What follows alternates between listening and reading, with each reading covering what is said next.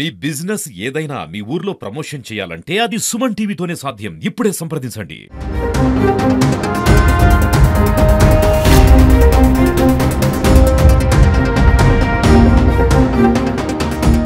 Hi hello నమస్తే welcome to Suman TV. Cyber నేరగాల పంజమతం మాన్కోట జిల్లాపై విస్తారంగా అని చెప్పొచ్చు. జిల్లాలో అంటే ఇది మొత్తం గిరిజన ప్రాంతం కాబట్టి జిల్లాలో మారుమూల చోట ప్రాంతంలో ఎక్కడొక చోట ఈ సైబర్ నేరగాల మొత్తం అమాయకులకి ఎరవేసి అందరికీ దోచుకున్న పరిస్థితి ఉంది.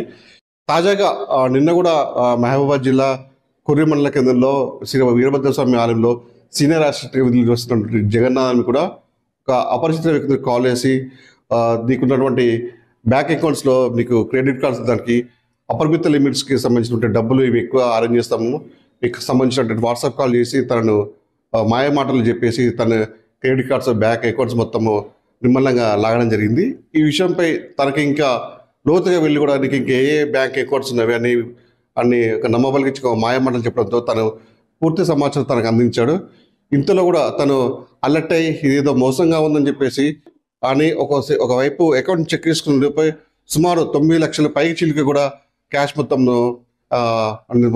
కాల్ చేశారని తెలుస్తుంది. ఈ విషయంపై తను లబోదిబో అనుకుంటూ కూడా పూర్వ పోలీస్ స్టేషన్ వచ్చి తను ఎంబడెస్ 1930కి సైబర్ క్రైమ్ కాల్ చేసి కూడా ఫిర్యాదు చేశాడు. అట్ ద సేమ్ టైం పూర్వ పోలీస్ స్టేషన్కి వచ్చి ఎస్ఐ గారిని కలిసి కూడా ఫిర్యాదు చేసి తెలిసింది. మరి ఇంత జరుగుతున్నా కూడా మరి పోలీసులు తనకి ఏం చెప్తారు, సైబర్ నేరాలు జరుగుతున్న విషయంలో కూడా పోలీసులు ఏ విధంగా ఉన్నారు, వాళ్ళకి ఏ సూచన ఇస్తారు, ప్రజలకి ఏ విధంగా కాపాడుతున్న విషయంపై మనతో మాట్లాడడానికి కుర్వి ఎస్ఐ సతీష్ గారిని వాళ్ళు అడిగి తెలుసుకునే ప్రయత్నం చేద్దాం. సార్ నమస్కారం. అసలు నిన్న ఏం జరిగింది సార్ మధ్యాహ్నం పూట? అసలు యాక్చువల్లీ నిన్న మధ్యాహ్నం ఇక్కడ కట్టా జగన్నాథం అని చెప్పి సీనియర్ రెసిడెంట్ ఈ కురువి ఆలయం ఆయన వచ్చి ఇట్లా సార్ నా యొక్క క్రెడిట్ కార్డ్స్ నుంచి ఆల్మోస్ట్ ఒక 9 lakhs చేంజ్ డబ్బులు పోయినాయి సార్ అంటే ఏ రకంగా పోయినాయి అబ్బా, ఏమైనా ఓటీపీ చెప్పినా అదని చెప్పి మనం ప్రశ్నించడం జరిగింది. లేదు సార్, నాకు అపరిచిత వ్యక్తి వాట్సాప్ ద్వారా కాల్ చేసి తను హెచ్డిఎఫ్సి బ్యాంక్లో పనిచేస్తున్నా అని చెప్పి ఇతను యొక్క కార్డ్ నెంబర్ కూడా చెప్పింది, లాస్ట్ 4 digits 7060 అని చెప్పి ఆ లాస్ట్ 4 digits కూడా చెప్పేసరికి అతను నిజంగా ఆ బ్యాంక్ నుంచే ఫోన్ చేసిరని నమ్మాను. మరి ఇట్లా మీకు మీ యొక్క క్రెడిట్ లిమిట్ అనేది 1,60,000 ఉంది కదా, దాన్ని మేము 6 lakhs 7 lakhs దాకా చేస్తాం అని చెప్తా, ఉచితంగా ఇదంతా ఫ్రీనే చేసుకోండి అంటాడు. సరే నిజంగా బ్యాంక్ నుంచి ఫోన్ చేస్తారని చెప్పి సరే అంటాడు. సరే అన్నప్పుడు మీ దగ్గర మై కార్డ్స్ యాప్ ఉందా అని అతను అడుగుతాడు. ఈ కంప్లైంట్ విక్టిమ్ని ఎవరైతే ఈ సీనియర్ అసిస్టెంట్ ఉన్నాడో అతను అడిగితే అతను మా దగ్గర మై కార్డ్స్ యాప్ లేదంటే సరే నేను ఒక లింక్ పంపిస్తాను, మీరు ఆ లింక్ ఓపెన్ చేసి మిగతాన్ని ఫిల్ చేయండి అంటే అతను చెప్పినట్లే లింక్ పంపడం జరిగింది. ఆ లింక్ని యొక్క సీనియర్ అసిస్టెంట్ ఓపెన్ చేయడం జరిగింది. అన్నీ కూడా యాక్సెప్ట్ చేసుకుంటూ పోయేసరికి అతనికి నిజంగా 6,89,000 చెప్పిన దానికల్లా ఓకే అనుకుంటూ యాక్సెప్ట్ చేసుకుంటూ పోయాడు అనమాట. ఇదంతా ఎస్ అతను చెప్పిందంతా అతను ఫాలో అవ్వకుండా పోయాడు. అతనికి 6,89,000 హైక్ చూపించింది, లిమిట్స్ మీరు సక్సెస్ఫుల్లీ రీచ్ అయ్యారని చెప్పి.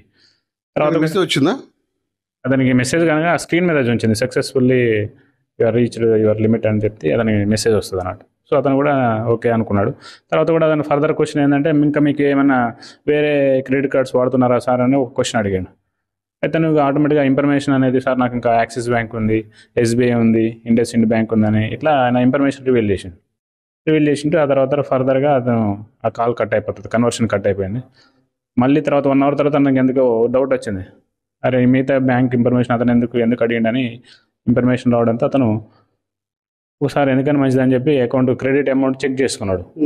ఆ లిమిట్స్లో ఉన్నదంతా మైనస్లో ఉంచింది అన్నట్టు. ఇంత కట్టింది 1,60,000 ఒక హెచ్డిఎఫ్సి నుంచి కట్ అయింది, ఎస్బీఐ నుంచి 2 lakhs, అట్లా యాక్సిస్ బ్యాంక్ నుంచి 3,63,000, తర్వాత ఇండస్ ఇండ్ నుంచి కూడా 2 lakhs చేంజ్ కట్టింది. ఆల్మోస్ట్ 9,60,000 అట్లా చేంజ్ కట్ అయిపోయింది అనమాట.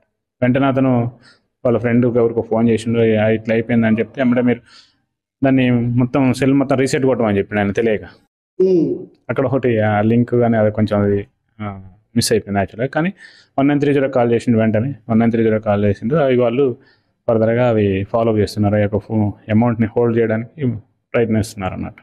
సరిపోయిన అమౌంట్ పోయిన సందర్భంలో కూడా గోల్డెన్ అవర్ అనేది కూడా ముఖ్యమైన తెలుస్తుంది. అసలు ఈ గోల్డెన్ అవర్ ఎంత ప్రాముఖ్యత ప్రజలకు ఏ విధంగా చెప్తారు అసలు? యాక్చువల్లీ ఈ గోల్డెన్ అవర్ ఏంటంటే ఎవరైనా బాధితులు నాట్ ఓన్లీ డబ్బులు పోగొట్టుకోవడం అనే కాదు, ఏదైనా సంథింగ్ న్యూడ్ కాల్స్ చేసి బెదిరీటాలు, ఇంకా లేకుంటే లేడీస్ని ఇట్లా మార్ఫింగ్ ఫుడ్స్ పెట్టి ఇట్లా బెదిరీటాలు ఇవన్నీ జరుగుతూ ఉంటాయి. యాక్చువల్గా మెయిన్గా ఈ డబ్బులు పోగొట్టుకున్న కేసులలో మెయిన్గా ఏంటంటే 1 hour, ఫస్ట్ 1 hour అనమాట, దాన్ని గోల్డెన్ అవర్ అంటారు. అది మనం వెంటనే 1930 కాల్ చేయడం లేదా పోలీస్ స్టేషన్కి వచ్చి వెంటనే కంప్లైంట్ చేసినా మా దగ్గర నుంచి కూడా మేము కూడా కంప్లైంట్ రైజ్ చేస్తాం. రైజ్ చేస్తే ఆ కాల్ సెంటర్ వాళ్ళు ఏం చేస్తున్నట్టు అన్ని బ్యాంక్స్కి లింక్ అయి ఉంటుంది. వెంటనే వాళ్ళు ఆ రిఫరెన్స్ నెంబర్స్ అన్ని ఏదైతే కన్సర్న్ బ్యాంక్స్ ఉన్నాయో వాటన్నిటికి కూడా మెసేజ్ పోయి అమౌంట్ ఎక్కడికి పోకుండా హోల్డ్ చేయడం జరుగుతుంది, స్టాప్ అయిపోతుంది. ఫర్దర్గా మేము ఎఫ్ఐఆర్ చేసి ఆ యొక్క అమౌంట్ని రీఫండ్ చేయడానికి కుదురుతుంది అన్నట్టు. వాళ్ళు వెంటనే ఏంటంటే అమౌంట్ దాదాపు లక్షలలో పోతుంది, కానీ వాటి వెంటనే వాళ్ళు దాన్ని ఎక్స్చేంజ్ చేసుకోవడము సంథింగ్ అవి కొంచెం వెంటనే పాసిబిలిటీ కాదు కాబట్టి మ్యాక్సిమం దాన్ని పుట్ ఆన్ హోల్డ్ చేయడానికి అవకాశం ఉంటుంది. దాన్ని మనం మళ్ళీ కోర్టు ద్వారా రీఫండ్ చేసుకోవచ్చు. కాబట్టి అందుకే గోల్డెన్ అవర్ అనేది మెయిన్గా ప్రాముఖ్యత ఉందన్నమాట. మీరు తెలుసుకున్న మనిషి కూడా ఎంత దురాశ అంటే అతనికి డబ్బులు ఉండి కూడా మళ్ళీ ఇంకా మనం చూస్తూనే ఉన్నాం. ఇప్పుడు పోలీసులు కానీ ఇటు బయట కూడా చాలా ప్రచారం చేస్తున్నారు, సైబర్ నేరాలు బాండ్ పడుతున్నారు అమాయకులు కూడా అని చెప్పేసి. ఇంత అవేర్నెస్ వచ్చినా కూడా ఇంకా చదువుకునే వారికన్నా చదువుకునే వారికన్నా ఇంకా తారతమ్యం ఉందండి అసలు అదేమన్నా? వాస్తవానికి అంటే మన దేశంలో మనం ఒక డేటా చూసినాం. అది యాక్చువల్గా 22,500 కోట్లు పోయింది సైబర్ నేరాల ద్వారా. 22,500 కోట్లు పోతే దాదాపు మన వాళ్ళు ఆల్మోస్ట్ ఒక 5,000 crores ఏమో రికవర్ అయింది యాక్చువల్గా. అంటే చూడండి ఎంత ఏ రేంజ్లో.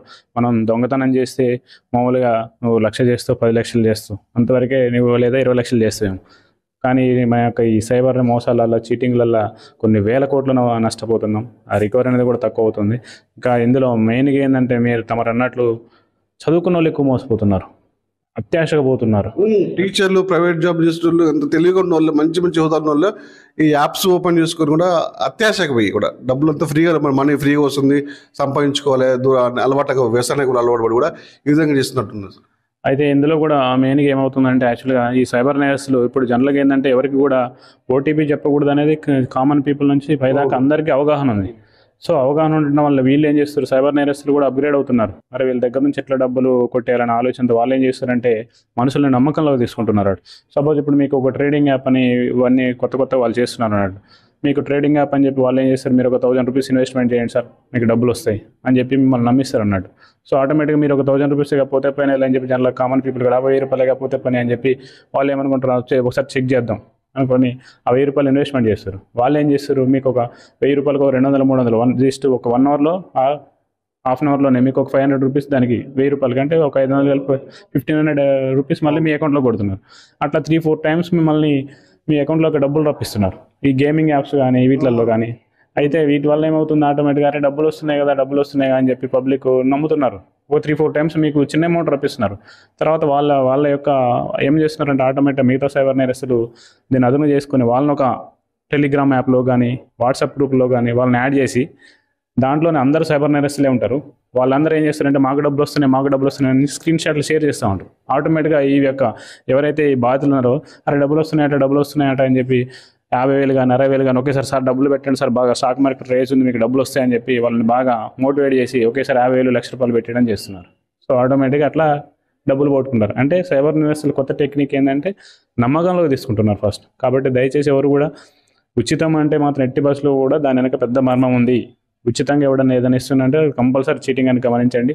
ఎట్టి బస్సులో కూడా ఇటువంటి ట్రేడింగ్ యాప్స్ కానీ లేదా అన్నోన్ కాల్స్ కానీ ఎట్టి బస్సులో కూడా దయచేసి అటెంప్ట్ చేయొద్దని చెప్పి. అట్లనే ఇంకా మీరు అన్నోన్ కాల్స్ బారిన పడకుండా ఉండాలంటే కూడా మీరు వాట్సాప్ సైలెన్సర్ ఉంటుంది, దాన్ని అన్నోన్ కాల్ సైలెన్సర్ ఉంటుంది, దాన్ని యాక్టివేట్ చేసుకోవాల్సిందిగా కోరుతున్నాం. సార్ ఇప్పుడు గోల్డెన్ అవర్లో ఉన్న అమౌంట్ ఏమన్నా రికవర్ అయ్యే ఛాన్సెస్ ఉందంట సార్ ఏమన్నా? అది ప్రస్తుతానికి తెలియదు, ఈ రోజు తెలుస్తుంది. మ్యాక్సిమం ఎంతో కొంత అయితే రికవర్ అయితే 100% ఉంటుంది. అంతనే పూర్తిగా 100% చెప్పలేం కానీ 50% ప్లస్ అయితే ఉండొచ్చు ఉన్నా నాకు అనుకుంటున్నాను. యాక్చువల్గా అది కూడా అజ్యూమ్ చేసుకుంటున్నాను, ఎందుకంటే నేను 1 అవర్లోనే చేసింది కాబట్టి అవకాశం ఎక్కువ ఉంటుంది. ఉత్తరగా చెప్పారు కదా ఎస్ఐ గారి చెప్పిన పరిస్థితి ఏ విధంగా ఉంది, దురాశ దుఃఖాన్ని చేయటం ఎంతవరకు నిజమో అనేది కూడా మనకి ఆ బాధితుల మాటలు అడిగి ప్రయత్నం చేద్దాం మనం.